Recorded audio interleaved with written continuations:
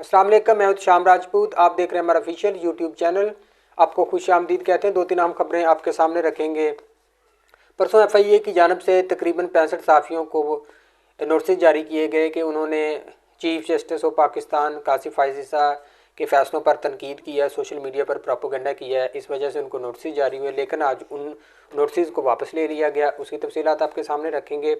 और supreme court के आपके इंट्रा पार्टी इलेक्शन का फ़ैसला सुप्रीम कोर्ट में हो रहा था, तो तब जजेस ने रिमार्क्स दिए थे कि वो टीवी नहीं देखते, लेकिन आज उन्होंने थंबनेल के बारे में डिस्कस किया कि यूट्यूब के थंबनेल में क्या कुछ है। इसकी तफसीलात आपके सामने रखेंगे। और तहरीक इंसाफ की कारकुन सनम जावेद को आज ज़मानत मिली सुबह, लेकिन उनको एक और मुकदमे में गिरफ़्तार कर लिया गया। किस वजह से उनको बार बार गिरफ़्तार किया जा रहा है और किस पार्टी में इतना ज़्यादा खौफ है कि उनको वो बार बार गिरफ़्तार करवा रही है, इसकी तफसीलात आपके सामने रखेंगे। सबसे पहले आपसे दरख्वास्त है कि हमारे यूट्यूब चैनल को सब्सक्राइब कर लें ताकि आने वाली हर वीडियो आप तक पहुंच सके। सबसे पहले बात करेंगे कि परसों तकरीबन 65 सहाफ़ियों को मुल्क के नामवर जो सहाफ़ी हैं उनको नोटिस जारी किए गए कि उन्होंने काजी फाइज़ ईसा के शान में गुस्ताखी की है। आज खुद ब खुद नोटिस ले लिया, आज खुद notice chief justice of Pakistan ने लिया। लाइव समाअत हुई उसकी, तो उन्होंने कहा है कि सहाफ़ियों को बोलने की इजाज़त होनी चाहिए। ये एक जमहूरियत का हिस्सा है कि कोई आपके फ़ैसले पर तनकीद करे। ये तनकीद होनी चाहिए, ना कि एज़ ए आप किसी को बिला वजह तनकीद का निशाना बनाएं। ये बातें बिल्कुल उनकी ठीक हैं, लेकिन ऐसी क्या ज़रूरत आन पड़ी कि इससे पहले जो चीफ जस्टिस साहिबान थे उमर अताब बंदयाल, साकिब निसार, उनके ख़िलाफ़ मुस्लिम लीग नून और PDM की जमातों ने किस तरह की घटिया कैंपेन चलाई उनके ख़िलाफ़, लेकिन तब FIA हरकत में नहीं आई। अब जब काजी फाइज़ ईसा के ख़िलाफ़ उनके फ़ैसले के ख़िलाफ़ अवामी रद्द अमल सामने आया या कुछ सहाफ़ियों ने वो जायज़ उनके बातें थी, अगर उन्होंने कह दी तो FIA ने उनको नोटिस जारी कर दिए। ये पहले खुद ही काजी फाइज़ ईसा ने सारा कुछ करवाया। अब अवामी प्रेशर के बाद एक लोगों को दिखाने के लिए कि काजी फाइज़ ईसा साहब बहुत अच्छे जज हैं और वो जमहूरियत पर यकीन रखते हैं, पहले लोगों को डंडा दिखाया कि अगर आपने हमारे फ़ैसलों पर तनकीद की तो आपको उसके नताइज भुगतना पड़ेंगे। अब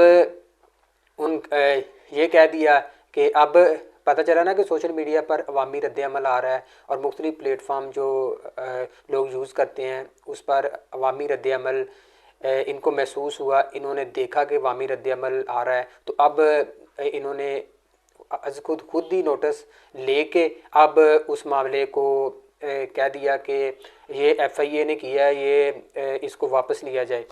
तो अब ये पंजाबी में कहते हैं ना कि नाले चतर नाले चिराग, पहले खुद ही सारा कुछ कर लेते हैं, बाद में जब अवामी प्रेशर आता है तो उसको जमहूरियत का नाम दे के ये खुद को साइड पे कर लेते हैं कि जो भी भी किया वो अदारों ने किया है, उन्होंने कुछ नहीं किया।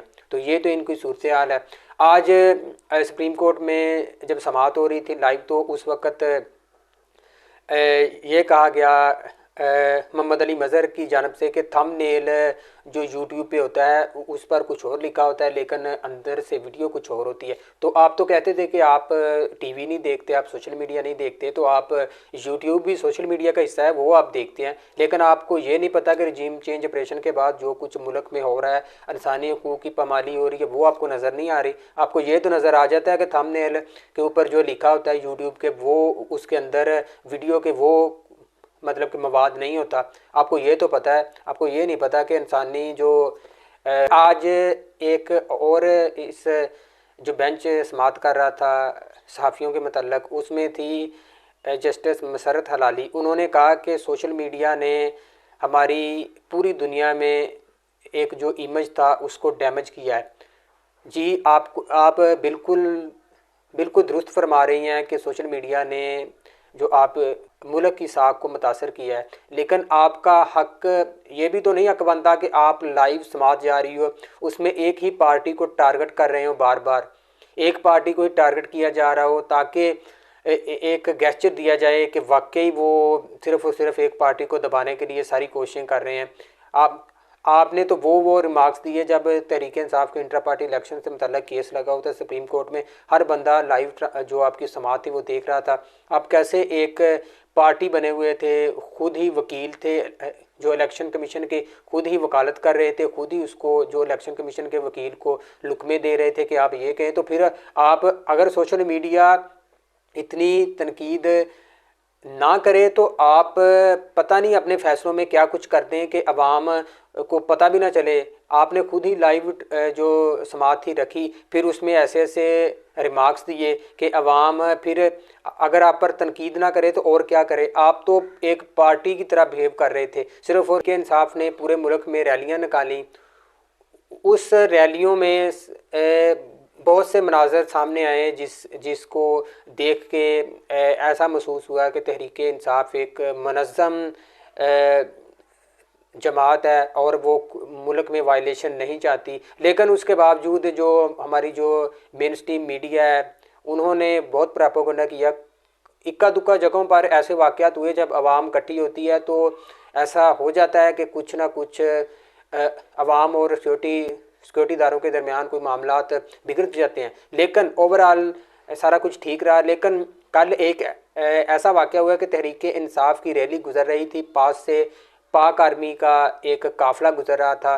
تو تحریک انصاف کے جو ریلی میں کارکن شامل تھے انہوں نے تحریک انصاف کے جھنڈے کو لہرایا. تو آگے سے جو آرمی کے جوان جو اس ٹرک میں بیٹھے ہوئے تھے انہوں نے آگے سے وکٹری کا نشان بنایا اور مسکراتے ہوئے انہوں نے ان کے یہ بھی کچھ لوگوں کا یہ بھی کہنا ہے جو ادھر موجود تھے کہ پاک آرمی کے جو جوانوں نے جب تحریک انصاف کے کارکنوں نے عمران خان کے حق میں نعرے لگائے تو پاک آرمی کے جوانوں نے اس کا جواب دیا.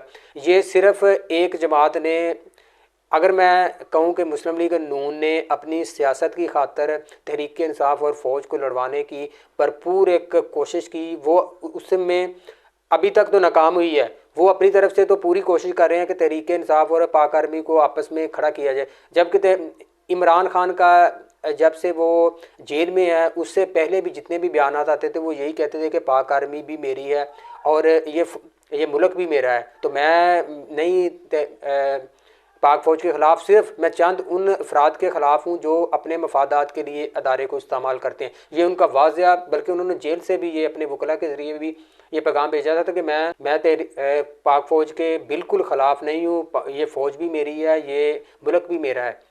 تو انہوں نے یہ بھی کہا تھا کہ تقریباً 90% جو پاک فوج ہے وہ ووٹ بھی ہمیں ہی دے گی یہ تحریک. اور یہ صرف اور صرف اپنے مفادات کے لیے ایک پارٹی نے پاک فوج اور تحریک انصاف کو کھڑا کیا، لیکن ایسا کوئی معاملہ نہیں ہے. یہ پاک فوج ہماری جو ماتھے کا جنبر ہے، یہ صرف کسی ایک سیاسی جماعت کی آرمی نہیں ہے، یہ پورے پاکستان کی آرمی ہے. انہوں نے پاکستان کی خاطر بہت سی قربانیاں دی ہیں، ساری قوم ان کی قربانیوں کی معترف کریں گے کہ تحریک انصاف کی کارکن سنم جاوید کو آج صبح ضمانت ملتی ہے، لیکن دہشت گردی کے ایک اور مقدمے میں ان کو شادمان تھانے میں جو درد تھا اس کے سلسلے میں ان کو گرفتار کر لیا جاتا ہے.